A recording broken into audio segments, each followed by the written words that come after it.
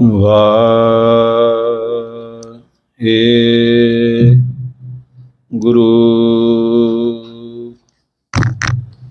ਇੱਕ ਓੰਕਾਰ ਸਤਨਾਮ ਕਰਤਾ ਪੁਰਖ ਨਿਰਭਉ ਨਿਰਵੈਰ ਅਕਾਲ ਮੂਰਤ ਅਜੂਨੀ ਸੈਭੰ ਗੁਰ ਪ੍ਰਸਾਦ ਜਪ ਆਦ ਸੱਚ ਜੁਗਾਦ ਸੱਚ ਹੈ ਭੀ ਸੱਚ ਨਾਨਕ ਹੋਸੀ ਭੀ ਸੱਚ।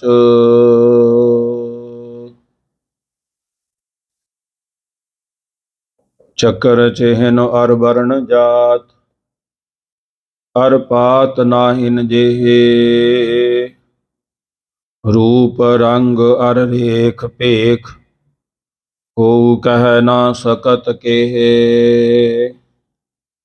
ਅਚਲ ਮੂਰਤ ਅਨਭਉ ਪ੍ਰਕਾਸ਼ ਅਮਿਤੋਜ ਕਹਿਜੈ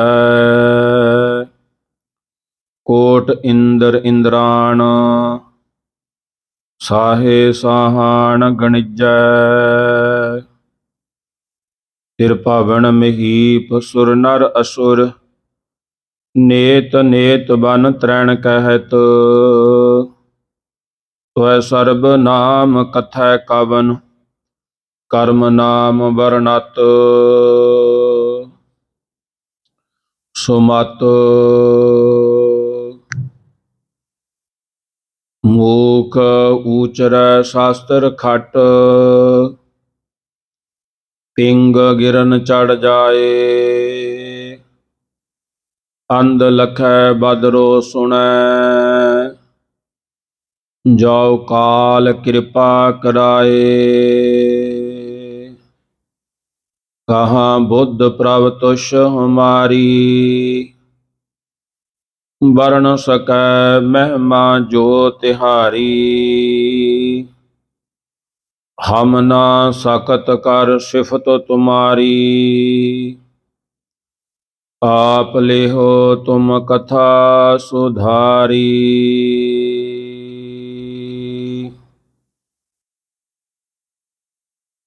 ਮੈਂ ਮੂਰਖ ਕੀ ਕੇਤਕ ਬਾਤ ਹੈ ਕੋਟ ਪਰਾਧੀ ਤਰਿਆਰੇ। ਗੁਰੂ ਨਾਨਕ ਜਿਨ ਸੁਣਿਆ ਪੇਖਿਆ ਸੇ ਫਿਰ ਗਰਵਾਸ ਨਾ ਪਰਿਆ ਰੇ।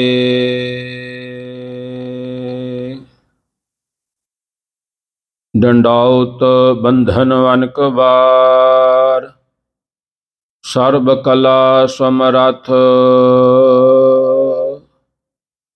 ਡੋਲਣ ਤੇ ਰਾਖੋ ਪ੍ਰਭੂ। ਨਾਨਕ ਦੇ ਕਰ ਹੱਥ ਵਾਹਿਗੁਰੂ ਸਾਹਿਬ ਜੀ। ਗੌੜੀ ਮਹੱਲਾ ਪਹਿਲਾ। ਮਤ ਮਾਤਾ ਮਤ ਪਿਤਾ ਸੰਤੋਖ ਸਤ ਭਾਈ ਕਰ ਇਹੋ ਵਿਸੇਖ।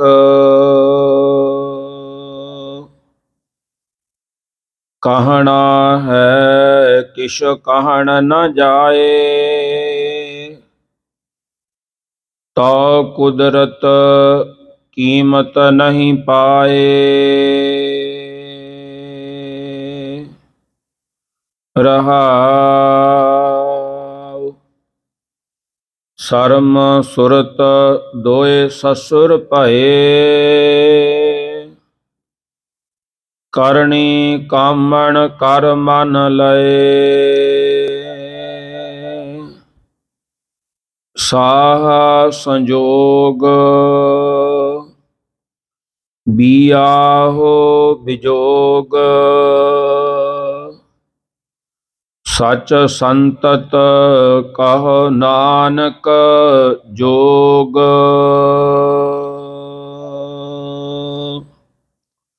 ਸਾਹ ਸੰਜੋਗ ਵੀ ਆਹੋ ਵਿਜੋਗ। ਸਚ ਸੰਤਤ ਕਹੋ ਨਾਨਕ ਜੋਗ।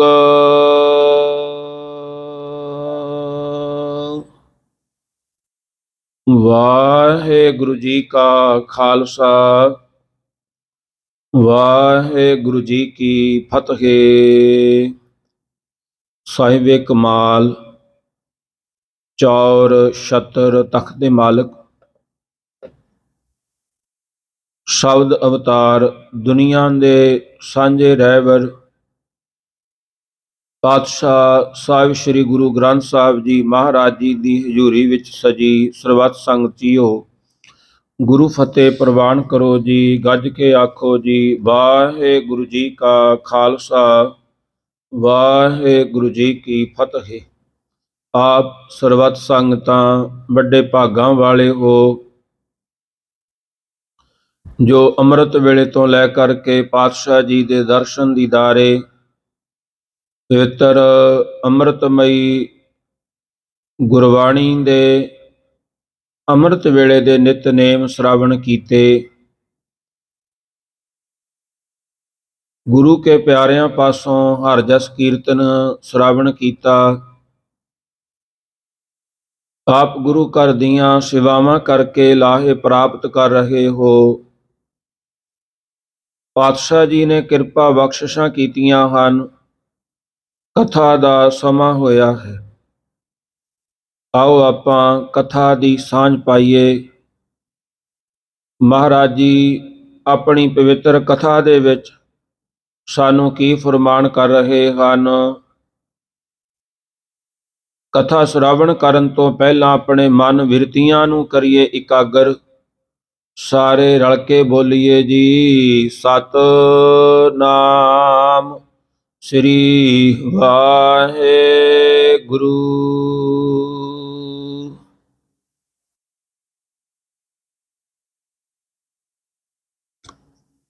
ਗੌੜੀ ਮਹੱਲਾ ਪਹਿਲਾ।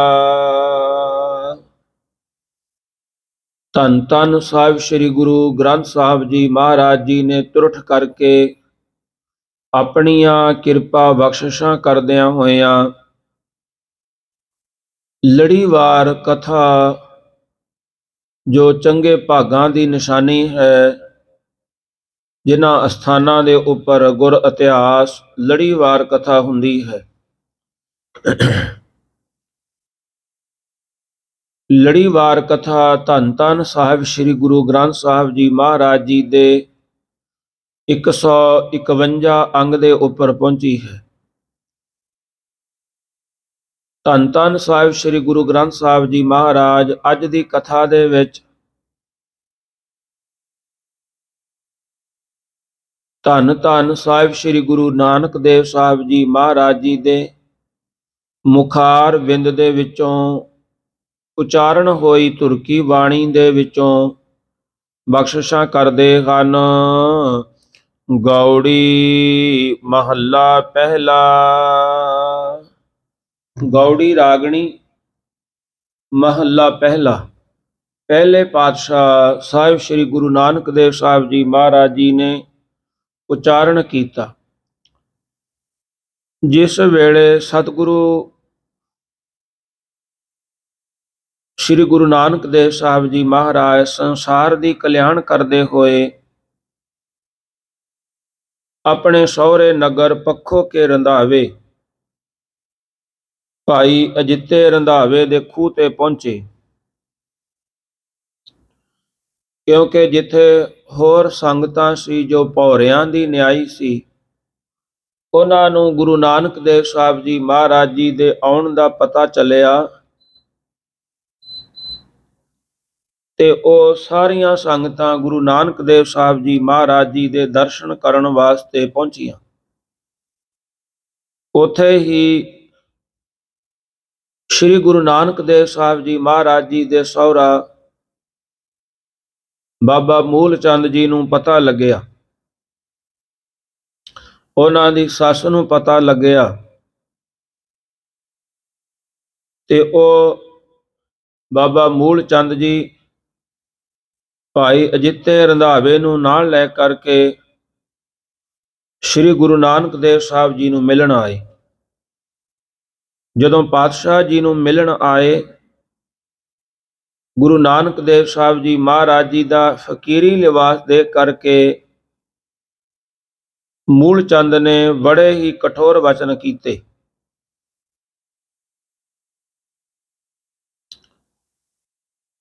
ਕਿ ਤੂੰ ਜੇ ਇਹੀ ਕੁਝ ਕਰਨਾ ਸੀ, ਫਿਰ ਸਾਡੀ ਬੇਟੀ ਨਾਲ ਵਿਆਹ ਕਿਉਂ ਕਰਵਾਉਣਾ ਸੀ? ਤੂੰ ਪਹਿਲਾਂ ਹੀ ਇਸ ਤਰ੍ਹਾਂ ਹੀ ਕਰਦਾ, ਬਾਹਰ ਨਿਕਲਦਾ, ਜਿਵੇਂ ਮਰਜ਼ੀ ਕਰਦਾ। ਸਤਿਗੁਰੂ ਜੀ ਦੇ ਸੱਸ ਤੇ ਸਹੁਰਾ ਨਾਲ ਮਾਤਾ ਸੁਲੱਖਣੀ ਜੀ ਨੂੰ ਵੀ ਨਾਲ ਲੈ ਕਰਕੇ ਆਏ। ਤਾਂ ਸਤਿਗੁਰੂ ਗੁਰੂ ਨਾਨਕ ਦੇਵ ਸਾਹਿਬ ਜੀ ਮਹਾਰਾਜ ਜੀ ਨੇ ਸੱਸ ਚੰਦੋ ਰਾਣੀ ਨੇ ਕਿਹਾ ਕਿ ਹੇ ਨਾਨਕ, ਤੂੰ ਆਪਣੀ ਸੁਪਤਨੀ ਤੇ ਪੁੱਤਰਾਂ ਨੂੰ ਛੱਡ ਕਰਕੇ ਕੁਰਾਏ ਹੋ ਗਿਆ ਹੈ। ਭਾਵ ਲੋਕ ਆਪਣੇ ਪੁੱਤਰਾਂ ਵਾਸਤੇ, ਆਪਣੇ ਪਰਿਵਾਰ ਵਾਸਤੇ ਬੜੀਆਂ ਕਮਾਈਆਂ, ਤਰੀਕੇ ਦੀਆਂ ਕਮਾਈਆਂ, ਬਿਜ਼ਨਸ ਕਰਦੇ ਨੇ, ਪਰ ਤੂੰ ਇਹ ਫਕੀਰੀ ਲਿਬਾਸ ਪਾ ਕਰਕੇ ਪਤਾ ਨਹੀਂ ਕਿੱਥੇ ਕਿੱਥੇ ਜਾ ਰਿਹਾ ਹੈ, ਕਿਹੜੇ ਕਿਹੜੇ ਲੋਕਾਂ 'ਚ ਜਾ ਰਿਹਾ ਹੈ। ਤੈਨੂੰ ਆਪਣੇ ਬੱਚਿਆਂ ਦਾ, ਆਪਣੇ ਪਰਿਵਾਰ ਦਾ ਭੋਰਾ ਵੀ ਖਿਆਲ ਨਹੀਂ ਹੈ। ਇਹ ਬਾਅਦ 'ਚ ਬਿਲਕਦੇ ਸਾਡੇ ਕੋਲ ਰਹਿੰਦੇ ਹਨ, ਕਦੇ ਇਹ ਤੇਰੇ ਮਾਂ-ਬਾਪ ਕੋਲ ਰਹਿੰਦੇ ਹਨ। ਇਹ ਵਚਨ ਕੀਤੇ। ਭਾਈ ਸੰਤੋਖ ਸਿੰਘ ਜੀ ਕਵੀ ਚੂੜਾਮਣੀ ਨੇ ਗੁਰੂ ਨਾਨਕ ਪ੍ਰਕਾਸ਼ ਦੇ ਪੂਰਬਾਰਧ ਅਧਿਆਏ 29 ਦੇ ਵਿੱਚ ਬਚਨ ਕੀਤੇ ਹਨ। ਸੁਣ ਤੋ ਬੇ ਤੂੰ ਰਹਿਓ ਕੁਰਾਹੀ, ਸਦਾ ਹਮਾਰੀ ਛਾਤੀ ਦਾਹੀ। ਚੰਦੋ ਰਾਣੀ ਕਹਿਣ ਲੱਗੀ, ਤੂੰ ਦੇਖ, ਸਾਡੀ ਗੱਲ ਤੂੰ ਸੁਣ, ਤੂੰ ਬੜਾ ਕੁਰਾਏ ਰਾਹ ਪੈ ਗਿਆ। ਤੇ ਇਹਨੂੰ ਸੁਣ ਕਰਕੇ, ਇਹਨੂੰ ਦੇਖ ਕਰਕੇ ਜਿਹੜੀ ਸਾਡੀ ਛਾਤੀ ਹੈ ਉਹਦੇ ਵਿੱਚ ਅੱਗ ਲੱਗ ਗਈ, ਦਾਹੀ ਜਲ ਗਈ ਹੈ। ਪੁੱਤਰਨ ਬਿਨਤਾ ਤਜ ਪਰਵਾਰਾ, ਫਿਰਿਓ ਪਰਦੇਸਣ ਦੁਆਰਨ ਦੁਆਰਾ। ਤੂੰ ਆਪਣੀ ਪੁੱਤਰਾਂ ਨੂੰ ਤਾਜ ਧਰ ਕੇ ਬੰਨਤਾ, ਆਪਣੀ ਘਰ ਵਾਲੀ ਨੂੰ ਤਾਜ ਧਰ ਕੇ, ਸਾਰੇ ਪਰਿਵਾਰ ਨੂੰ, ਆਪਣੇ ਮਾਂ-ਬਾਪ ਨੂੰ ਛੱਡ ਕਰਕੇ ਫਿਰਿਓ ਪਰਦੇਸਣ ਦੁਆਰਨ ਦੁਆਰਾ। ਚੰਦੋ ਰਾਣੀ ਕਹਿਣ ਲੱਗੀ, ਤੂੰ ਪ੍ਰਦੇਸ਼ਾਂ ਦੇ ਵਿੱਚ ਲੋਕਾਂ ਦੇ ਦੁਆਰ ਦੁਆਰ, ਲੋਕਾਂ ਦੇ ਘਰੇ ਘਰੇ ਫਿਰ ਰਿਹਾ ਹੈ, ਤੇ ਇਹ ਤੈਨੂੰ ਲੱਜਤ ਸ਼ਰਮ ਨਹੀਂ ਆਉਂਦੀ। ਕਹਿਣ ਲੱਗੀ, ਤੈਂ ਨਾ ਆਪਣੇ ਮਾਤਾ ਪਿਤਾ ਦੀ ਸ਼ਰਮ ਰੱਖੀ ਤੇ ਨਾ ਸਾਡੀ। ਸਾਨੂੰ ਸਾਰਿਆਂ ਨੂੰ ਸੰਸਾਰ ਵਿੱਚ ਖੁਆਰ ਕੀਤਾ ਹੈ, ਕਿਉਂਕਿ ਲੋਕ ਸਾਨੂੰ ਕਹਿ ਰਹੇ ਹਨ ਕਿ ਸੁਲੱਖਣੀ ਨੂੰ ਇੰਨਾ ਸਮਾਂ ਹੋ ਗਿਆ, ਇਹ ਆਪਣੇ ਸਹੁਰੇ ਘਰ ਕਿਉਂ ਨਹੀਂ ਗਈ। ਤੇ ਜਾਂ ਸਾਨੂੰ ਕਹਿ ਰਹੇ ਨੇ ਕਿ ਤੁਹਾਡਾ ਜਿਹੜਾ ਦਮਾਦ ਹੈ ਉਹ ਕਿਉਂ ਨਹੀਂ ਸਹੁਰੇ ਘਰ ਆਉਂਦਾ, ਤੇ ਇਸ ਕਰਕੇ ਸਾਨੂੰ ਤੂੰ ਖੁਆਰ ਕੀਤਾ ਹੈ। ਭਾਈ ਸੰਤੋਖ ਸਿੰਘ ਜੀ ਗੁਰੂ ਨਾਨਕ ਪ੍ਰਕਾਸ਼ ਦੇ ਵਿੱਚ ਲਿਖਦੇ ਹਨ, ਜਗ ਕੀ ਲਾਜ ਤਜੀ ਇੱਕ ਬਾਰੀ, ਹਮਕੋ ਸਭ ਮਹਿ ਕੀਨ ਖੁਆਰੀ। ਤੂੰ ਆਪ ਜਗ ਦੀ ਜਿਹੜੀ ਲਾਜ ਹੈ, ਸ਼ਰਮ ਹੈ, ਉਹ ਤਜ ਦਿੱਤੀ, ਸਾਨੂੰ ਸਾਰਿਆਂ ਨੂੰ ਤੂੰ ਖੁਆਰ ਕੀਤਾ ਹੋਇਆ ਹੈ।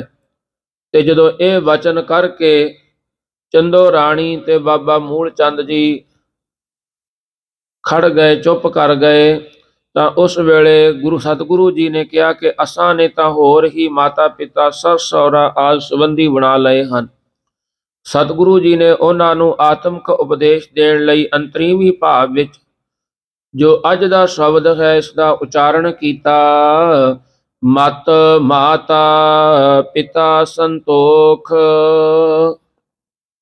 ਸਤ ਭਾਈ ਕਰ ਇਹੋ ਵਿਸੇਖ। ਗੁਰੂ ਨਾਨਕ ਦੇਵ ਸਾਹਿਬ ਜੀ ਮਹਾਰਾਜ ਉਚਾਰਨ ਕਰਦੇ ਹਨ, ਹੇ ਬਾਬਾ ਮੂਲ ਚੰਦ ਜੀ, ਸਾਡੇ ਜਿਹੜੇ ਸੰਸਾਰੀ ਮਾਤਾ ਪਿਤਾ ਉਹ ਜਨਮ ਦੇਣ ਵਾਲੇ ਹਨ। ਅਸਲ ਸਾਡੀ ਮਾਤਾ ਹੈ ਉਹ ਮਤ ਹੈ, ਜਿਹੜਾ ਪਿਤਾ ਹੈ ਉਹ ਸੰਤੋਖ ਹੈ। ਤੇ ਇਹਨਾਂ ਦੇ ਨਾਲ ਸਾਡਾ ਜਿਹੜਾ ਸੰਸਾਰ ਦੇ ਵਿੱਚ ਆਉਣਾ ਜਾਣਾ ਹੈ, ਭਾਵ ਸੰਸਾਰ ਦੇ ਵਿੱਚ ਜਿਹੜੀ ਪ੍ਰਚਲਿਤ ਹੈ। ਕਿਉਂਕਿ ਗੁਰੂ ਨਾਨਕ ਦੇਵ ਸਾਹਿਬ ਜੀ ਮਹਾਰਾਜ ਜਦੋਂ ਸਮੇਰ ਪਰਬਤ ਤੇ ਗਏ, ਉੱਥੇ ਸਿੱਧਾਂ ਦੇ ਨਾਲ ਗੋਸ਼ਟ ਹੋਈ। ਜਦੋਂ ਸਿੱਧਾਂ ਦੇ ਨਾਲ ਗੋਸ਼ਟ ਵਚਨ ਵਿਲਾਸ ਹੋਏ ਤਾਂ ਵਚਨ ਵਿਲਾਸ ਦੇ ਵਿੱਚ ਗੁਰੂ ਨਾਨਕ ਦੇਵ ਸਾਹਿਬ ਜੀ ਮਹਾਰਾਜ ਜੀ ਨੂੰ ਉਹ ਹਰਾ ਨਾ ਸਕੇ।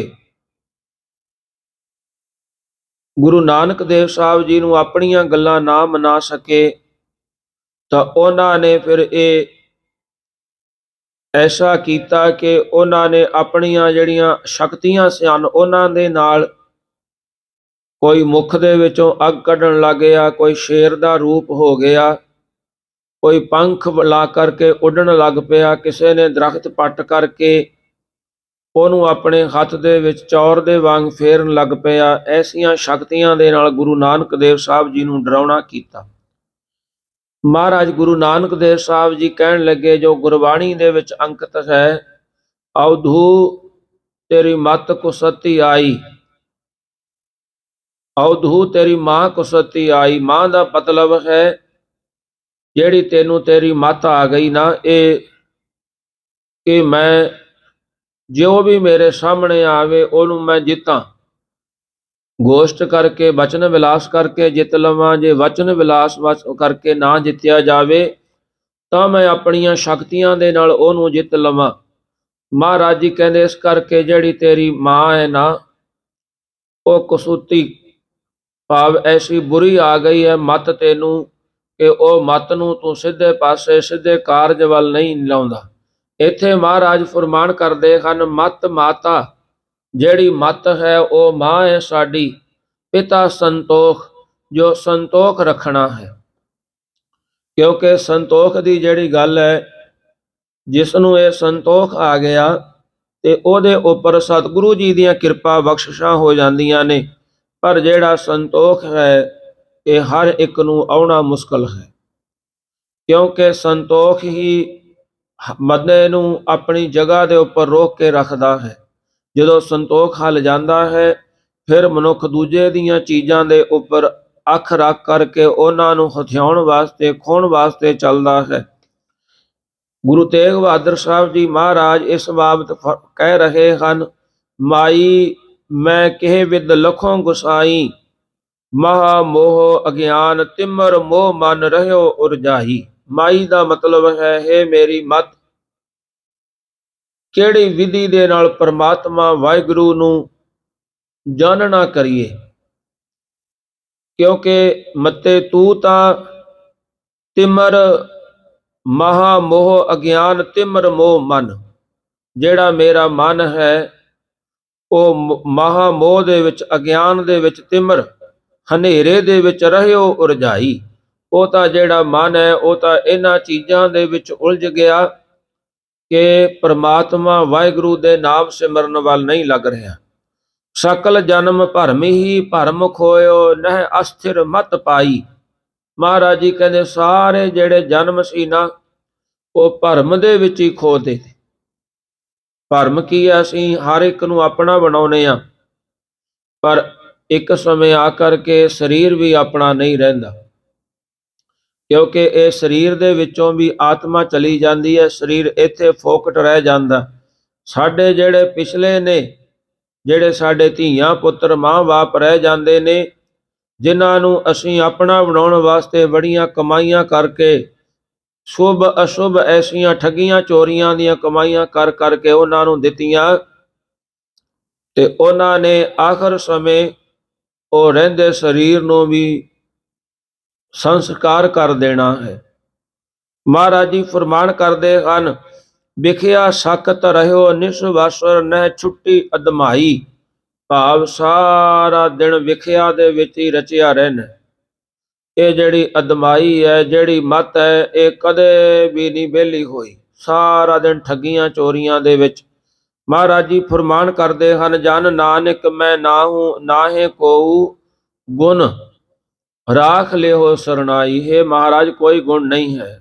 ਗੁਰੂ ਨਾਨਕ ਦੇਵ ਸਾਹਿਬ ਜੀ ਫਰਮਾਨ ਕਰਦੇ ਹਨ, ਸਾਡਾ ਜਿਹੜੀ ਮੱਤ ਹੈ ਉਹ ਮਾਤਾ ਹੈ ਤੇ ਪਿਤਾ ਸੰਤੋਖ ਹੈ।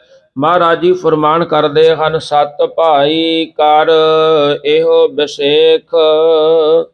ਮਹਾਰਾਜ ਜੀ ਫਰਮਾਨ ਕਰਦੇ ਹਨ, ਕਹਿੰਦੇ ਜਿਹੜਾ ਸੱਚ ਹੈ, ਸੱਚ ਬੋਲਣਾ, ਸੰਤੋਖ ਰੂਪੀ ਪਿਤਾ ਦਾ ਭਾਈ ਭਰਾ ਭਾਵ ਚਾਚਾ ਬਣਾਉਣਾ, ਇਹ ਕਰਿਆ ਸੱਚ ਹੀ ਸਾਡਾ ਭਾਈ ਹੈ। ਇਹੋ ਅਸੀਂ ਵਿਸ਼ੇਸ਼ ਕਰਕੇ ਧਾਰਨ ਕੀਤਾ ਹੋਇਆ। ਮਹਾਰਾਜ ਜੀ ਗੁਰੂ ਨਾਨਕ ਦੇਵ ਸਾਹਿਬ ਜੀ ਕਹਿਣ ਲੱਗੇ, ਹੈ ਬਾਬਾ ਮੂਲ ਚੰਦ, ਮਾਤਾ ਚੰਦੋ ਰਾਣੀ, ਸਾਡੇ ਜਿਹੜੇ ਸੰਸਾਰਕ ਰਿਸ਼ਤੇ ਨੇ ਉਹ ਖਤਮ ਹੋ ਜਾਣੇ ਨੇ, ਉਹ ਇਸ ਸੰਸਾਰ ਤੋਂ ਚਲੇ ਜਾਣੇ ਨੇ।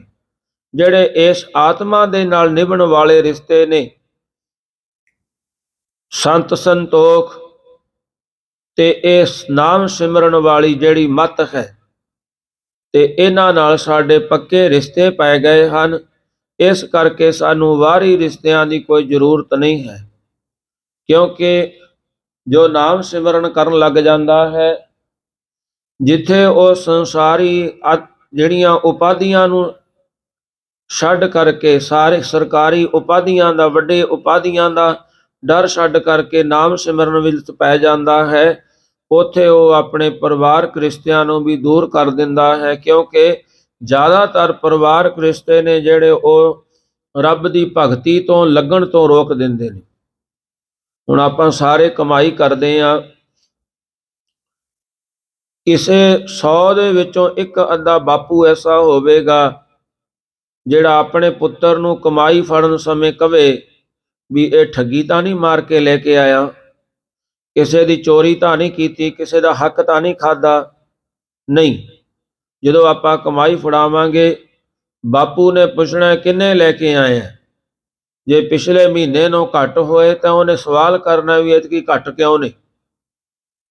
ਸੰਸਾਰਕ ਰਿਸ਼ਤਾ ਇਹ ਐਸਾ ਹੈ, ਜਦੋਂ ਪੁੱਤਰ ਨੇ ਪੈਸੇ ਮੰਗਣੇ ਨੇ ਕਮਾਈ ਦੇ ਵਿੱਚੋਂ, ਆਪਣੀ ਕਮਾਈ ਚੋਂ, ਬਾਪੂ ਨੇ ਪੁੱਛਣਾ ਕੀ ਕਰੇਗਾ, ਕਿੱਥੇ ਚਲਾਵੇਂਗਾ, ਗਲਤ ਨਾ ਚਲਾਈ। ਭਾਵ ਉਦੋਂ ਤਾਂ ਸਵਾਲ ਕਰਨੇ ਨੇ ਜਦੋਂ ਕਮਾਈ ਆਉਂਦੀ ਹੈ, ਉਦੋਂ ਕੋਈ ਸਵਾਲ ਨਹੀਂ।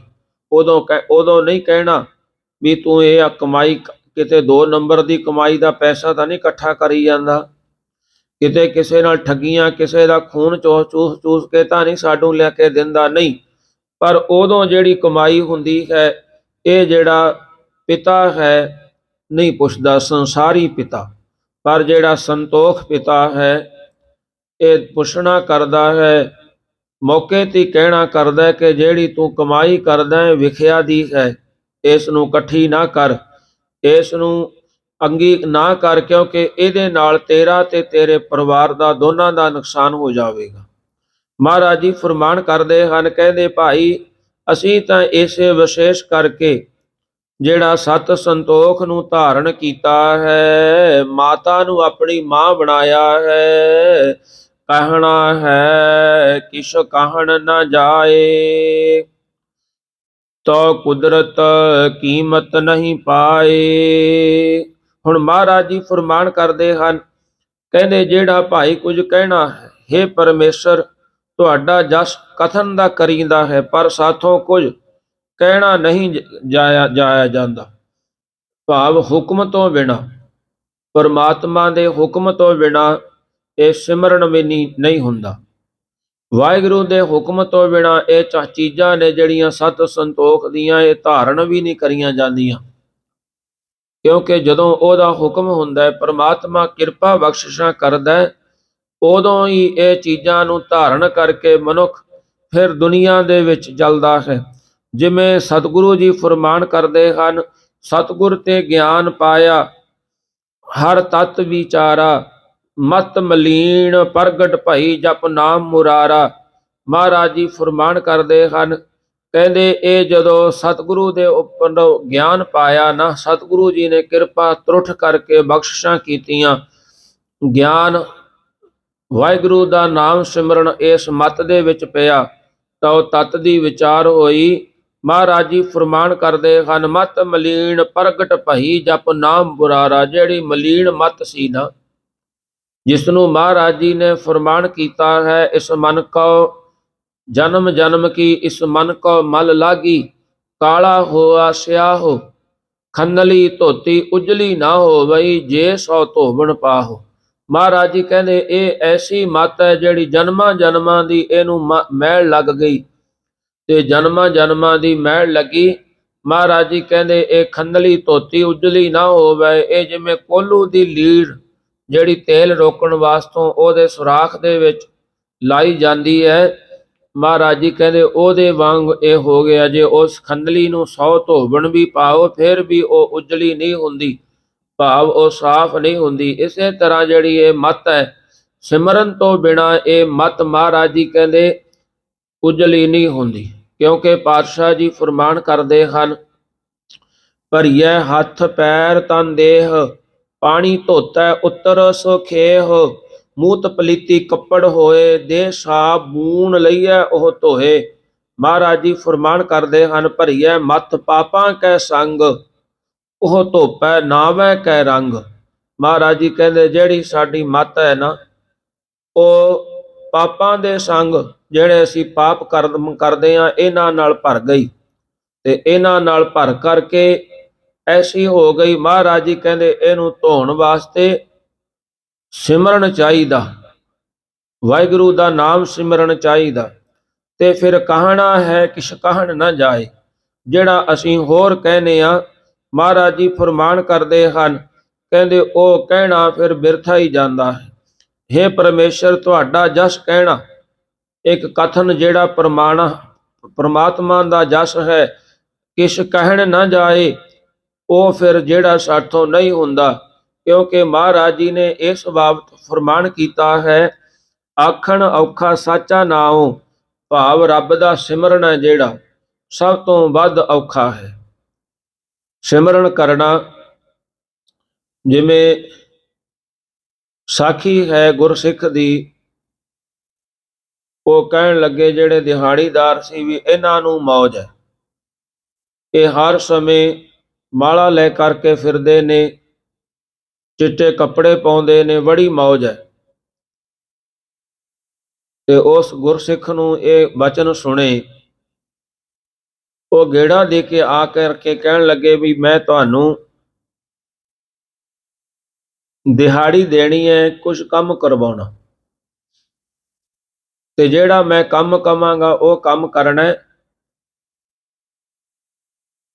ਜਿੰਨਾ ਸਮਾਂ ਤੁਸੀਂ ਦਿਹਾੜੀ ਲਾਉਂਦੇ ਹੋ 12 ਘੰਟੇ, ਉਸ 12 ਘੰਟੇ ਇਸ ਕੰਮ ਨੂੰ ਕਰਿਓ, ਤੇ ਮੈਂ ਦਿਹਾੜੀ ਹੈ ਜਿਹੜੀ ਤੁਹਾਨੂੰ ਦੂਜਿਆਂ ਨੂੰ, ਜੇ ਤੁਹਾਨੂੰ ਦੂਜੇ 500 ਰੁਪਇਆ ਦਿੰਦੇ ਨੇ, ਮੈਂ 1000 ਦੇਵਾਂਗਾ, ਪਰ ਇਹ ਕੰਮ ਜ਼ਰੂਰ ਕਰਿਓ। ਕਹਿਣ ਲੱਗੇ ਵੀ ਹਾਂ। ਉਹ ਕਹਿੰਦੇ ਕੁਛ ਨਹੀਂ, ਤੁਸੀਂ ਇਸ਼ਨਾਨ ਪਾਣੀ ਕਰਨਾ, ਨਵੇਂ ਵਸਤਰ ਪਾ ਕੇ, ਇਹ ਤੁਹਾਡੇ ਵਾਸਤੇ ਇੱਕ ਪਹਿਲਾਂ ਪ੍ਰਸ਼ਾਦਾ ਪਾਣੀ ਛਕਾਇਆ, ਜਲ ਪਾਣੀ ਕਰਵਾਇਆ, ਤੇ ਫਿਰ ਇੱਕ ਵਿਛਾਈ ਵਿਛਾਤੀ, ਇਹਦੇ ਉੱਪਰ ਬੈਠ ਕਰਕੇ ਸਾਰਾ ਦਿਨ ਇਹ ਮਾਲਾ ਫੇਰਨੀ ਹੈ, ਵਾਹਿਗੁਰੂ ਵਾਹਿਗੁਰੂ ਦਾ ਸਿਮਰਨ ਕਰਨਾ, ਬਸ ਹੋਰ ਕੋਈ ਕੰਮ ਨਹੀਂ ਹੈ। ਉਹਨਾਂ ਨੇ ਬੜੇ ਚਾਵਾਂ ਦੇ ਨਾਲ ਵੀ ਅੱਜ ਤਾਂ ਵਿਹਲੇ ਰਵਾਂਗੇ, ਦਿਹਾੜੀ ਵੀ ਦੁੱਗਣੀ ਮਿਲੇਗੀ, ਬਸ ਇਹੀ ਕੰਮ ਕਰਨਾ ਹੈ, ਮਾਲਾ ਹੀ ਫੇਰਨੀ ਆਪਾਂ ਨੇ। ਤਾਂ ਬਹਿ ਗਏ।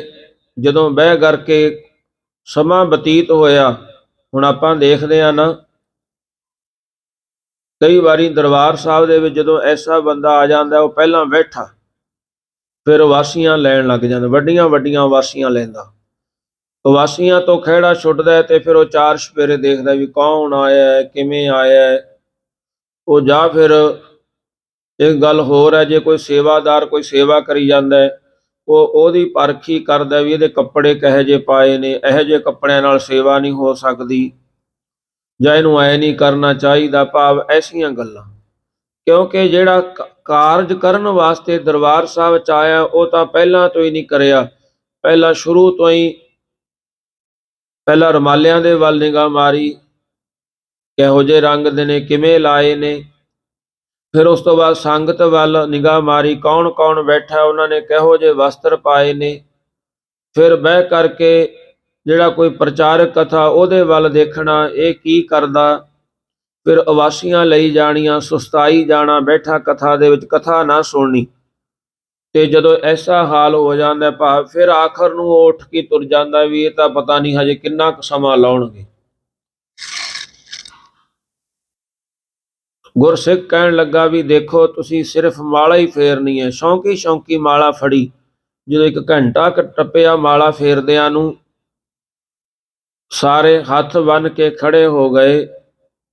ਕਹਿਣ ਲੱਗੇ ਆ ਲਓ ਆਪਣੀ ਮਾਲਾ, ਇਹ ਕਾਰਜ ਸਾਥੋਂ ਨਹੀਂ ਹੁੰਦਾ, ਸਾਥੋਂ ਕੰਮ ਕਰਵਾਓ। ਸਾਰਾ ਦਿਨ ਮਿੱਟੀ ਢੋਈ ਜਾਵਾਂਗੇ, ਸਾਰਾ ਦਿਨ ਇੱਟਾਂ ਸਿੱਟੀ ਜਾਵਾਂਗੇ, ਕਹੀ ਚਲਾਉਣ ਦਾ ਕੰਮ ਦੇ ਦਿਓ, ਸਾਰਾ ਦਿਨ ਕਹੀ ਚਲਾਵਾਂਗੇ, ਪਰ ਜਿਹੜਾ ਨਾਮ ਸਿਮਰਨ ਹੈ ਇਹ ਨਹੀਂ ਹੁੰਦਾ, ਕਿਉਂਕਿ ਇਹ ਬਹੁਤਾ ਔਖਾ ਹੈ।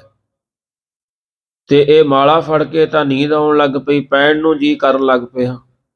ਤੁਸੀਂ ਪਤਾ ਨਹੀਂ ਕਿਵੇਂ ਸਾਰਾ ਦਿਨ ਸਿਮਰਨ ਕਰਦੇ ਹੋ, ਸਾਰਾ ਦਿਨ ਮਾਲਾ ਫੇਰਦੇ ਹੋ। ਇਸ ਕਰਕੇ ਮਹਾਰਾਜ ਜੀ ਫਰਮਾਨ ਕਰਦੇ ਹਨ, ਕਹਿਣਾ ਹੈ ਕਿਛ ਕਹਿਣ ਨਾ ਜਾਏ, ਰੱਬ ਦਾ ਨਾਮ ਜਿਹੜਾ ਕਹਿਣਾ, ਪਰ ਸਾਥੋਂ ਕਿਹਾ ਨਹੀਂ ਜਾਂਦਾ। ਕਿਉਂਕਿ ਸਾਥੋਂ ਕਿਹਾ ਜਿਹੜਾ ਕਿਹਾ ਨਹੀਂ ਜਾਂਦਾ ਨਾ, ਇਹ ਮਹਾਰਾਜ ਜੀ ਨੇ ਜਿਹੜਾ ਵਚਨ ਕੀਤਾ ਹੈ, ਆਖਣ ਔਖਾ ਸਾਚਾ ਨਾਮ। ਸਭ ਤੋਂ ਵੱਡਾ ਜਿਹੜਾ ਪ੍ਰਮਾਤਮਾ ਦਾ ਨਾਮ ਔਖਾ ਹੈ, ਤਉ ਕੁਦਰਤ ਕੀਮਤ ਨਹੀਂ ਪਾਏ। ਹੁਣ ਜੇ ਕੋਈ ਇਸ ਸਿਮਰਨ ਨੂੰ ਕਹਿ ਦੇਵੇ, ਸਿਮਰਨ ਕਰ ਲਵੇ, ਫਿਰ ਮਹਾਰਾਜ ਜੀ ਕਹਿੰਦੇ ਕੁਦਰਤ ਹੈ ਜਿਹੜੀ, ਉਹਦੀ ਕੀਮਤ ਨਹੀਂ ਪਾਈ ਜਾਂਦੀ, ਇੰਨੀਆਂ ਕੁ ਬਖਸ਼ਿਸ਼ਾਂ ਹੋ ਜਾਂਦੀਆਂ ਨੇ। ਹੁਣ ਜਿਨ੍ਹਾਂ ਨੇ ਸਿਮਰਨ ਕੀਤਾ ਨਾ, ਸੇਵਾ ਕੀਤੀ, ਭਾਈ ਵਿਧੀ ਚੰਦ ਜੀ ਜਦੋਂ ਦੁਸ਼ਾਲੇ ਲੈ ਕਰਕੇ ਆਏ ਨੇ ਨਾ, ਦੁਸ਼ਾਲਿਆਂ ਤੋਂ ਬਾਅਦ ਫਿਰ ਉਹਨਾਂ ਦੇ ਮਗਰ ਲੱਗ ਪਏ। ਤੇ ਉਹ ਸਿਮਰਨ, ਉਹਨਾਂ ਨੂੰ ਸਿਮਰਨ ਦਾ ਇੰਨਾ ਕੁ ਭਰੋਸਾ ਸੀ। ਉਹ ਜਿਹੜਾ ਦਾਣੇ ਭੁੰਨਣ ਵਾਲਾ ਸੀ ਭੁਣਭੰਜਾ, ਉਹਨੂੰ ਕਹਿਣ ਲੱਗੇ ਵੀ ਮੈਨੂੰ ਕੋਈ ਲੁਕਣ ਦੀ ਥਾਂ ਦੇ, ਮੈਂ ਲੁਕ ਜਾਵਾਂ, ਮੇਰੇ ਮਗਰ ਇਹ ਲੱਗੇ ਨੇ, ਇਸ ਦਰਬਾਰ ਦੇ ਮੁਗਲਾਂ ਦੇ ਫੌਜੀ ਲੱਗੇ ਨੇ। ਹੁਣ ਉਹਨੇ ਕਰੀ ਤਾਂ ਇੱਕ ਮਸਕਰੀ ਸੀ, ਚਹੇੜ ਸੀ ਕਿ ਇਹ ਪੱਠ 'ਚ ਵੜ ਜਾ, ਹੋਰ ਕੋਈ ਥਾਂ ਨਹੀਂ। ਭਾਈ ਵਿਧੀ ਚੰਦ ਜੀ ਗੁਰੂ ਹਰਗੋਬਿੰਦ ਸਾਹਿਬ ਜੀ ਮਹਾਰਾਜ ਜੀ ਦਾ ਧਿਆਨ ਧਰਦਿਆਂ ਉਸ ਪੱਠ 'ਚ ਹੀ ਵੜ ਗਏ ਤੇ ਸਤਿਗੁਰੂ ਜੀ ਦਾ ਸਿਮਰਨ ਕਰੀ ਗਏ, ਵਾਹਿਗੁਰੂ ਦਾ ਸਿਮਰਨ ਕਰੀ ਗਏ। ਸਿਮਰਨ ਕਰਦਿਆਂ ਕਰਦਿਆਂ ਇਸ ਤਰ੍ਹਾਂ ਮਹਿਸੂਸ ਹੁੰਦਾ ਜਿਵੇਂ ਆਪਾਂ ਠੰਡ ਦੇ ਵਿੱਚ ਅੱਗ ਸੇਕਦੇ ਹਾਂ, ਬਸ ਇੰਨਾ ਕੀ ਸੇਕ ਮਹਿਸੂਸ ਹੁੰਦਾ। ਤੇ ਮਹਾਰਾਜ ਜੀ ਫਰਮਾਨ ਕਰਦੇ ਹਨ, ਤਉ ਕੁਦਰਤ ਕੀਮਤ ਨਹੀਂ ਪਾਏ। ਜੇ ਕੋਈ ਪ੍ਰਮਾਤਮਾ ਦਾ ਸਿਮਰਨ ਕਹਿ ਦੇਵੇ ਨਾ, ਫਿਰ ਇਹਦੀ ਜਿਹੜੀ ਕੀਮਤ ਹੈ ਉਹ ਨਹੀਂ ਪਾਈ ਜਾ ਸਕਦੀ। ਰਹਾਉ, ਮਹਾਰਾਜ ਜੀ ਰਹਾਉ ਦਾ ਵਿਸ਼ਰਾਮ ਦੇ ਕਰਕੇ ਫਰਮਾਨ ਕਰਦੇ ਹਨ, ਸਰਮ ਸੁਰਤ ਦੋਏ ਸਸੁਰ ਭਏ, ਕਰਨੀ ਕਾਮਣ ਕਰ ਮਨ ਲਏ। ਮਹਾਰਾਜ ਜੀ ਫਰਮਾਨ ਕਰਦੇ ਹਨ, ਕਹਿੰਦੇ ਜਿਹੜੀ ਸ਼ਰਮ ਤੇ ਸੁਰਤ, ਇਹ ਦੋਨੇ ਸਸੁਰ, ਸੱਸ ਤੇ ਸਹੁਰਾ ਨੇ। ਸੱਸ ਤੇ ਸਹੁਰਾ, ਜਿਵੇਂ ਬੀਬੀਆਂ, ਨਵੀਆਂ ਬੀਬੀਆਂ ਆਪਣੇ ਸਹੁਰੇ ਘਰ ਆਈਆਂ, ਆਪਣੇ ਸੱਸ ਤੇ ਸਹੁਰੇ ਤੋਂ ਸਿਮਰਾਉਂਦੀਆਂ ਨੇ, ਭਾਵ ਓਹਲਾ ਰੱਖਦੀਆਂ ਨੇ। ਮਹਾਰਾਜ ਜੀ ਫਰਮਾਨ ਕਰਦੇ ਹਨ, ਕਹਿੰਦੇ ਇਸ ਤਰ੍ਹਾਂ ਹੀ ਜਿਹੜੀ ਲੱਜਾ ਰੱਖਣੀ ਹੈ, ਸੰਸਾਰ ਦੇ ਵਿੱਚ ਵਿਸ਼ਿਆਂ ਤੋਂ ਲੱਜਾ ਰੱਖਣੀ ਹੈ, ਸੰਸਾਰ ਦੇ ਵਿੱਚ ਐਸੇ ਗੰਦੇ ਕੰਮਾਂ ਤੋਂ ਲੱਜਾ ਰੱਖਣੀ ਹੈ। ਮਹਾਰਾਜ ਜੀ ਕਹਿੰਦੇ ਇਹ ਦੋਨੇ ਸੱਸ ਤੇ ਸਹੁਰਾ ਨੇ। ਸ਼ਰਮ ਸੁਰਤ, ਜਿਹੜੀ ਸੁਰਤ ਦੇ ਨਾਲ, ਜਿਵੇਂ ਨਵੀਂ ਵਿਆਹੀ ਆਪਣੀ ਸੱਸ ਦੀਆਂ ਗੱਲਾਂ ਚੰਗੀ ਤਰ੍ਹਾਂ ਸੁਣਦੀ ਆ, ਉਹਨਾਂ ਨੂੰ ਗ੍ਰਹਿਣ ਕਰਦੀ ਹੈ, ਤੋ ਆਪਣੇ ਸੱਸ ਦੇ ਸੁਭਾਅ ਦੇ ਅਨੁਸਾਰ ਆਪ ਨੂੰ ਬਦਲ ਲੈਂਦੀ ਹੈ। ਮਹਾਰਾਜ ਜੀ ਕਹਿੰਦੇ ਇਹ ਜਿਹੜੀ ਸੁਰਤ ਹੈ ਨਾ ਸਾਡੀ, ਇਹ ਵੀ ਫਿਰ ਐਸੀ ਹੈ, ਕਿਉਂਕਿ ਇਸ ਨੇ ਵੀ ਸ਼ਰਮ ਬੈਰਾਗ ਧਾਰਨ ਕਰਨਾ, ਵਾਹਿਗੁਰੂ ਨਾਲ ਸ੍ਰੇਸ਼ਟ ਰੀਤੀ ਪ੍ਰਤੀ ਕਰਕੇ ਬਿਰਤੀ ਨੂੰ ਬ੍ਰਹਮਕਾਰ ਬਣਾਉਣਾ। ਇਹ ਦੋਵੇਂ ਸਸੁਰ ਤੇ ਸੱਸ ਸਹੁਰਾ ਹੋਏ ਹਨ। ਜਿਵੇਂ ਬਾਬਾ ਫਰੀਦ ਸਾਹਿਬ ਜੀ ਮਹਾਰਾਜ ਨੂੰ ਕਿਸੇ ਧੀ ਨੇ ਕਿਹਾ ਕਿ ਬਾਬਾ ਜੀ ਮੇਰਾ ਥੋੜੇ ਸਮੇਂ ਦੇ ਵਿੱਚ ਸ਼ਾਦੀ ਹੋਣ ਵਾਲੀ ਹੈ, ਵਿਆਹ ਹੋਣ ਵਾਲਾ ਹੈ, ਤੇ ਮੈਨੂੰ ਕੋਈ ਐਸਾ ਮੰਤਰ ਦਿਓ ਜਿਸ ਮੰਤਰ ਦੇ ਨਾਲ ਮੈਂ ਆਪਣੇ ਸੱਸ ਤੇ ਸਹੁਰੇ, ਆਪਣੇ ਹੋਣ ਵਾਲੇ ਪਤੀ ਨੂੰ ਕਾਬੂ ਕਰ ਲਵਾਂ। ਮੇਰੇ ਵਸ ਦੇ ਵਿੱਚ ਰਹਿਣ। ਬਾਬਾ ਫਰੀਦ ਸਾਹਿਬ ਜੀ ਕਹਿਣ ਲੱਗੇ, ਧੀਏ ਮੈਂ ਤੈਨੂੰ ਇੱਕ ਮੰਤਰ ਦਿੰਨਾ, ਇਹ ਮੰਤਰ ਨੂੰ ਕਮਾਉਣ ਦੇ ਨਾਲ ਤੇਰੇ ਸੱਸ ਸਹੁਰਾ ਤੇ ਹੋਣ ਵਾਲਾ ਪਤੀ ਤੇਰੇ ਕਾਬੂ ਦੇ ਵਿੱਚ ਰਹੇਗਾ। ਬਾਬਾ ਫਰੀਦ ਸਾਹਿਬ ਜੀ ਨੇ ਮੰਤਰ ਦਿੱਤਾ। ਜੇ ਮੰਤਰ ਸਾਡੇ ਕੋਲ ਸਾਰਿਆਂ ਕੋਲ ਹੋਵੇ ਨਾ, ਅਸੀਂ ਸਾਰੇ ਇਹਨੂੰ ਜਪੀਏ, ਇਹਦੇ ਉੱਪਰ ਅਸਰ ਕਰੀਏ, ਤਾਂ ਸਾਨੂੰ ਵੀ ਇਸ ਸੰਸਾਰ ਦੇ ਵਿੱਚ ਇੱਜ਼ਤ ਮਾਨ ਮਿਲੇਗੀ। ਬਾਬਾ ਫਰੀਦ ਸਾਹਿਬ ਜੀ ਫਰਮਾਨ ਕਰਦੇ ਹਨ, ਨਿਵਣ ਸੋ ਅੱਖਰ ਖਾਵਣ ਗੁਣ, ਜਿਹਬਾ ਮਣੀਆਂ ਮੰਤ, ਇਹ ਤ੍ਰੈ ਭੈਣੇ ਵੇਸ਼ ਕਰ, ਤਾਂ ਬਸ ਆਵੀ ਕੰਤ। ਬਾਬਾ ਫਰੀਦ ਸਾਹਿਬ ਜੀ ਕਹਿਣ ਲੱਗੇ, ਹੈ ਮੇਰੀ ਇਹ ਭੈਣੇ, ਨਿਵਣ ਸੋ ਅੱਖਰ, ਨਿਵ ਕਰਕੇ ਤੁਰਨਾ, ਭਾਵ ਨਿਉ ਕਰਕੇ ਰਹਿਣਾ। ਸੱਸ ਕੁਝ ਬੋਲਦੀ ਹੈ ਤਾਂ ਵੀ ਮਾਤਾ ਜੀ ਗਲਤ ਹੋ ਗਿਆ, ਆਪ ਜੀ ਦੱਸੋ ਕਿਵੇਂ ਕਰਨਾ। ਸਹੁਰਾ ਕੋਈ ਗੁੱਸੇ ਨਾਲ ਬੋਲਦਾ, ਉਹਨੂੰ ਵੀ ਕਹਿਣਾ, ਬਾਪੂ ਜੀ ਮੈਥੋਂ ਗਲਤੀ ਹੋ ਗਈ, ਆਪ ਜੀ ਕਿਰਪਾ ਕਰੋ। ਨਿਵਣ ਸੋ ਅੱਖਰ ਖਾਵਣ ਗੁਣ, ਜੇ ਪਤੀ ਪਰਮੇਸ਼ਰ ਥੱਕਿਆ ਟੁੱਟਾ ਤੇਰੇ ਤੇ ਰੋਬ ਮਾਰੇ, ਆ ਕਰਕੇ ਗੁੱਸਾ ਕਰੇ, ਉਹਨੂੰ ਵੀ ਪਿਆਰ ਨਾਲ ਬੋਲਣਾ, ਤੇ ਆਉਂਦੇ ਘਰ ਤੋਂ ਬਾਹਰੋਂ ਘਰੇ ਆ ਕਰਕੇ ਉਹਦੀ ਸੇਵਾ ਦੇ ਵਿੱਚ ਹਾਜ਼ਰ ਰਹਿਣਾ, ਉਹਨੂੰ ਠੰਡਾ ਪਾਣੀ ਦੇਣਾ, ਫਿਰ ਉਹਦਾ ਇਸ਼ਨਾਨ ਕਰਨ ਵਾਸਤੇ ਪਾਣੀ ਪਾਉਣਾ ਤੇ ਨਾਲ ਸੁੰਦਰ ਵਸਤਰ ਦੇਣੇ, ਉਹਨੂੰ ਮਿੱਠੇ ਵਚਨਾਂ ਦੇ ਨਾਲ ਪੁੱਛਣਾ, ਤੁਸੀਂ ਕੀ ਛਕੋਗੇ। ਬਾਬਾ ਜੀ ਕਹਿਣ ਲੱਗੇ, ਨਿਵਣ ਸੋ ਅੱਖਰ ਖਾਵਣ ਗੁਣ, ਤੇ ਇਹ ਗੁਣਾਂ ਨੂੰ ਤੂੰ ਗ੍ਰਹਿਣ ਕਰ। ਸਾਰੇ ਜਿਹੜੇ ਵੀ ਤੇਰੇ ਸਹੁਰੇ ਪਰਿਵਾਰ ਦੇ ਵਿੱਚ ਤੇਰੇ ਦਿਓਰ ਦਿਓਰਾਣੀਆਂ ਨਣਦਾਂ ਨਣਦੋਈਏ ਆਦਿਕ ਨੇ, ਉਹਨਾਂ ਨੂੰ ਪਿਆਰ ਨਾਲ ਬੋਲਣਾ। ਜੋ ਤੇਰਾ ਅਹੁਦਾ ਹੈ, ਜੋ ਤੇਰਾ ਵੱਡਾ ਲੱਗਦਾ, ਉਹਨੂੰ ਵੱਡਾ ਐਸੇ ਪਿਆਰ ਨਾਲ ਬੋਲਣਾ। ਖਾਵਣ ਗੁਰ ਜਿਹਬਾ ਮਣੀਆਂ ਮੰਤ, ਤੇਰੀ ਜਿਹੜੀ ਜੇਬ ਹੈ ਉਸ ਦੇ ਵਿੱਚ ਇੰਨਾ ਕੁ ਮੰਤਰ ਹੋਵੇ ਕਿ ਜਿਹਨੂੰ ਵੀ ਤੂੰ ਆਂਢੀ ਗੁਆਂਢੀ ਨੂੰ ਬੁਲਾਵੇਂ, ਉਹਦਾ ਚਾਚਾ ਤਾਇਆ ਮਾਤਾ ਕਹਿ ਕਰਕੇ ਉਹ ਤੇਰੀ ਇਸ ਮਣਕੇ ਦੇ ਵਿੱਚ ਕਾਬੂ ਹੋ ਕਰਕੇ ਤੇਰੀਆਂ ਸਿਫਤਾਂ ਕਰੇ। ਮਹਾਰਾਜ ਜੀ ਕਹਿੰਦੇ, ਇਹ ਤ੍ਰੈ ਭੈਣੇ ਵੇਸ਼ ਕਰ। ਇਹ ਤਿੰਨ ਤਰ੍ਹਾਂ ਦੇ ਵੇਸ਼ ਨੇ, ਜੇ ਅਸੀਂ ਵੀ ਕਰ ਲਈਏ ਨਾ, ਤਾਂ ਬਸ ਆਵੀ ਕੰਤ। ਸੰਸਾਰ ਕੰਤ ਦੀ ਤਾਂ ਕੀ ਗੱਲ ਹੈ, ਜਿਹਨੂੰ ਮਹਾਰਾਜ ਜੀ ਫਰਮਾਨ ਕਰਦੇ ਹਨ, ਕਬੂ ਨਾ ਭੀਜੈ ਸੰਜਮ ਸੁਆਮੀ, ਬੋਲਾ ਹੈ ਮੀਠੇ ਵੈਣ। ਕਹਿੰਦੇ ਜਿਹੜਾ ਪਰਮਾਤਮਾ ਵਾਹਿਗੁਰੂ ਹੈ ਨਾ, ਉਹ ਸੰਜਮਾਂ ਦੇ ਨਾਲ ਨਹੀਂ ਭਿੱਜਦਾ। ਸੰਜਮ ਕੀ ਨੇ? ਜਿਵੇਂ ਕਿਸੇ ਜਗ੍ਹਾ ਤੇ ਜਾਣਾ, ਜਿਵੇਂ ਸਾਡੇ ਹੁਣ ਮੱਠੀਆਂ ਨੇ ਨਾ ਖੇਤਾਂ ਦੇ ਵਿੱਚ ਲੱਗੀਆਂ, ਤੇ ਉਹਨਾਂ ਨੂੰ ਹੁਣ ਕਲੀ ਕਰਨਾ, ਜਾਂ ਉਹਨਾਂ ਨੂੰ ਇਹ ਸ਼ਰਾਧਾਂ ਦੇ ਵਿੱਚ ਉਹਨਾਂ ਦਾ ਇਸ਼ਨਾਨ ਕਰਾ ਕੇ ਆਉਣਾ, ਇਹਨੂੰ ਸੰਜਮ ਕਹਿੰਦੇ ਨੇ। ਜਾਂ ਕੋਈ ਚੀਜ਼ਾਂ ਇਕੱਠੀਆਂ ਕਰਕੇ, ਜਿਵੇਂ ਆਪ ਜੀ ਨੇ ਦੇਖੀਆਂ ਹੋਣਗੀਆਂ ਚੁਰਸਤਿਆਂ ਦੇ ਵਿੱਚ ਟੂਣਾ ਆਦਿ ਕਿਹਨੂੰ ਕਹਿੰਦੇ ਨੇ, ਉਹ ਕਰਿਆ ਜਾਂਦਾ, ਉਹ ਵੀ ਸੰਜਮ ਹੈ। ਤੇ ਐਸੇ ਜਿਹੜੇ ਹੋਰ ਕੋਈ ਜਿਵੇਂ ਕੰਜਕਾਂ ਖਵਾਉਣੀਆਂ, ਇਹ ਵੀ ਸੰਜਮ ਹੈ। ਮਹਾਰਾਜ ਜੀ ਕਹਿੰਦੇ, ਇਹਨਾਂ ਸੰਜਮਾਂ ਦੇ ਨਾਲ ਪਰਮਾਤਮਾ ਭਿੱਜਦਾ ਨਹੀਂ ਹੈ, ਖੁਸ਼ ਨਹੀਂ ਹੁੰਦਾ। ਤੇ ਜੇ ਖੁਸ਼ ਕਰਨਾ, ਬੋਲ ਹੈ ਮੀਠੇ ਵੈਣ, ਰੱਬ ਨੂੰ ਖੁਸ਼ ਕਰਕੇ ਮਿੱਠੇ ਮਿੱਠੇ ਵੈਣ, ਇਹਦੀ ਸਿਫਤ ਸਲਾਹ ਕਰਨੀ ਪਵੇਗੀ। ਜੇ ਸਿਫਤ ਸਲਾਹ ਦੇ ਨਾਲ ਕਰਾਂਗੇ, ਮਹਾਰਾਜ ਜੀ ਕਹਿੰਦੇ, ਫਿਰ ਇਹ ਖੁਸ਼ ਹੋਵੇਗਾ। ਇਸ ਕਰਕੇ ਪਾਤਸ਼ਾਹ ਜੀ ਫਰਮਾਨ ਕਰਦੇ ਹਨ, ਇਹਨਾਂ ਨੂੰ ਕਰਨੀ ਕਾਮਣ ਕਰ ਮਨ ਲਏ। ਇਹ ਜਿਹੜਾ ਕਾਮਣ ਹੈ ਨਾ, ਇਸਤਰੀ ਆਪਣੇ ਇਸ ਮਨ ਨੂੰ, ਇਹਨਾਂ ਚੀਜ਼ਾਂ ਨੂੰ ਆਪਣੇ ਹਿਰਦੇ ਦੇ ਵਿੱਚ ਗ੍ਰਹਿਣ ਕਰ ਲਵੇ, ਧਾਰਨ ਕਰ ਲਵੇ। ਜਦੋਂ ਧਾਰਨ ਕਰ ਲਏ, ਸਰਮ ਤੇ ਸੁਰਤ ਦੇ ਵਿੱਚ, ਸਰਮ ਤੇ ਸੁਰਤ ਨੂੰ ਧਾਰਨ ਕਰ ਲਿਆ, ਮਹਾਰਾਜ ਜੀ ਕਹਿੰਦੇ, ਫਿਰ ਸਾਡਾ ਇਹ ਰਿਸ਼ਤਾ ਬਣ ਜਾਵੇਗਾ। ਸਾਹਾ ਸੰਜੋਗ ਬਿਆਹੋ ਵਿਜੋਗ, ਸੱਚ ਸੰਤਤ ਕਹੋ ਨਾਨਕ ਜੋਗ। ਮਹਾਰਾਜ ਜੀ ਫਰਮਾਨ ਕਰਦੇ ਹਨ, ਆਪਣੇ ਸਹੁਰੇ ਬਾਬਾ ਮੂਲ ਚੰਦ ਤੇ ਮਾਤਾ ਚੰਦੋ ਰਾਣੀ ਨੂੰ ਕਹਿ ਰਹੇ ਹਨ ਕਿ ਸਾਡਾ ਸਾਹਾ ਸੰਜੋਗ, ਜੋ ਸਤ ਸੰਗ ਦੇ ਵਿੱਚ ਆ ਕਰਕੇ ਗੁਰਸ਼ਬਦ ਦੁਆਰਾ ਪਰਮੇਸ਼ਰ ਦੇ ਨਾਲ ਸੰਜੋਗ ਮਿਲਾਪ ਹੋਇਆ, ਇਹ ਸਾਡਾ ਸਾਹਾ ਸੋਧਿਆ ਹੋਇਆ ਹੈ। ਤੇ ਗੁਰੂ ਸ਼ਬਦ ਦੁਆਰਾ ਕਾਮ ਕ੍ਰੋਧ ਅਗਿਆਨ ਆਦਿਕਾਂ ਵੱਲੋਂ ਬਿਰਤੀ ਨੂੰ ਵਿਜੋਗ ਵਿਛੋੜਾ ਹੋ ਕਰਕੇ ਬ੍ਰਹਮ ਕਿਆ ਆਕਾਰ ਰੂਪ ਹੋਣ, ਇਹ ਵਿਆਹੋ ਹੈ। ਭਾਵ ਇਹਦੇ ਨਾਲ ਵਿਆਹ ਹੋਇਆ ਹੈ। ਜਦੋਂ ਸਤ ਸੰਗ ਦੇ ਵਿੱਚ ਬੈਠ ਕਰਕੇ ਸਿਮਰਨ ਕਰਾਂਗੇ, ਤੇ ਸਿਮਰਨ ਜਿਹੜਾ ਸਤ ਸੰਗ ਦੇ ਵਿੱਚ ਅਸੀਂ ਗਏ, ਜਿਵੇਂ ਰਾਤਰੀ ਦੇ ਦੀਵਾਨ ਸੀ, ਦੀਵਾਨਾਂ ਦੇ ਵਿੱਚ ਆਏ, ਉਹਨਾਂ ਦਾ ਇਹ ਸੰਯੋਗ ਹੋਇਆ।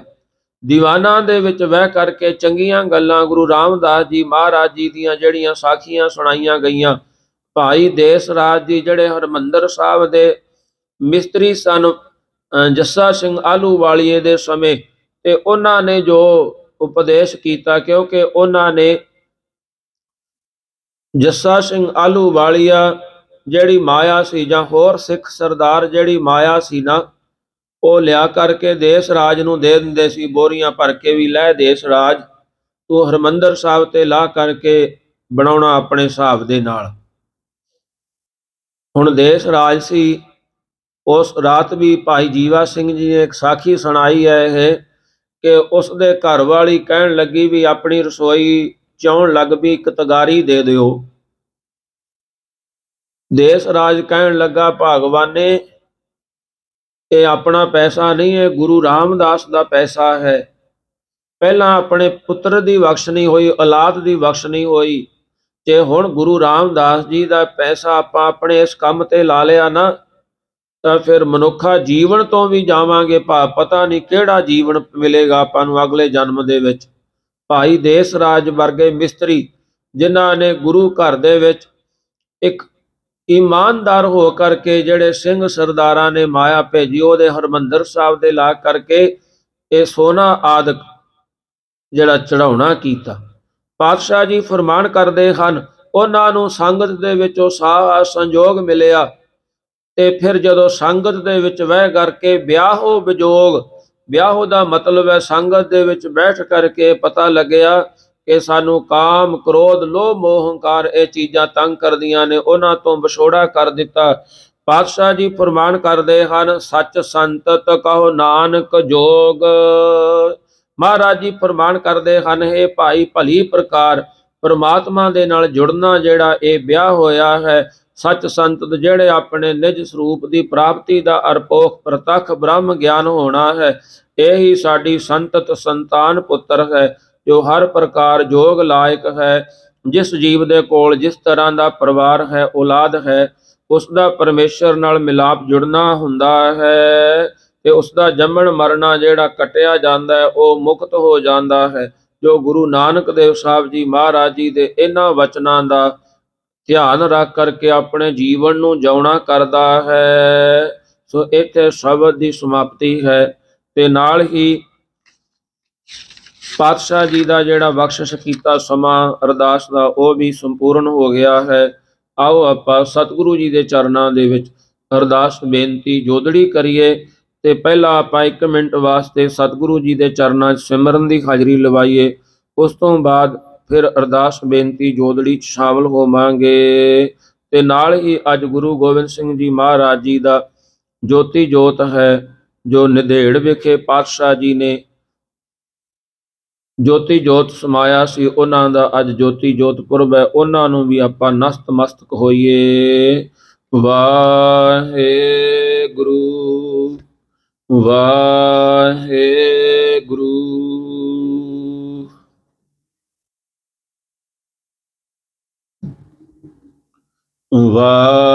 ਵਾਹਿਗੁਰੂ ਵਾਹਿਗੁਰੂ।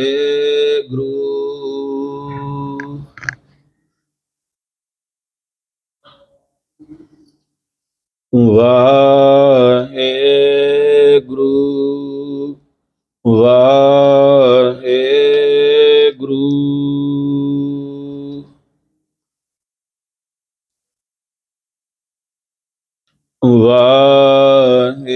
ਵਾਹਿਗੁਰੂ ਵਾਹਿਗੁਰੂ।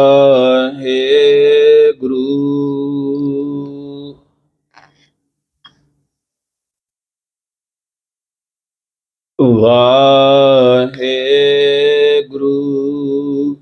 ਵਾਹਿਗੁਰੂ।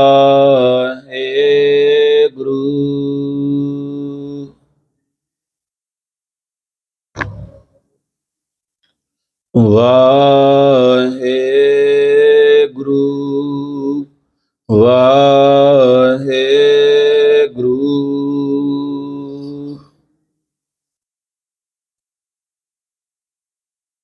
ਵਾਹਿਗੁਰੂ ਵਾਹਿਗੁਰੂ।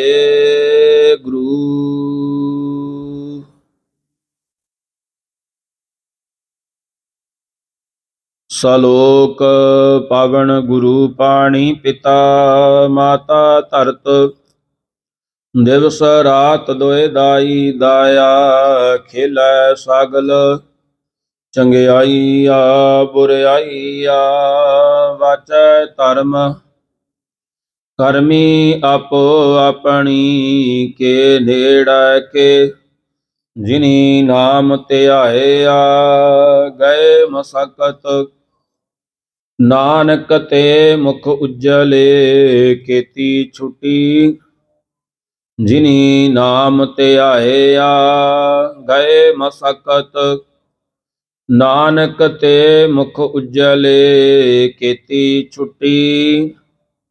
ਵਾਹਿਗੁਰੂ ਜੀ ਕਾ ਖਾਲਸਾ ਵਾਹਿਗੁਰੂ ਜੀ ਕੀ ਫਤਿਹ। ਤੂੰ ਠਾਕੁਰ ਤੁਮ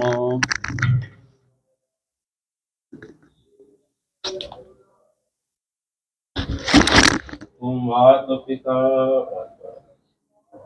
ਇਹਦਾ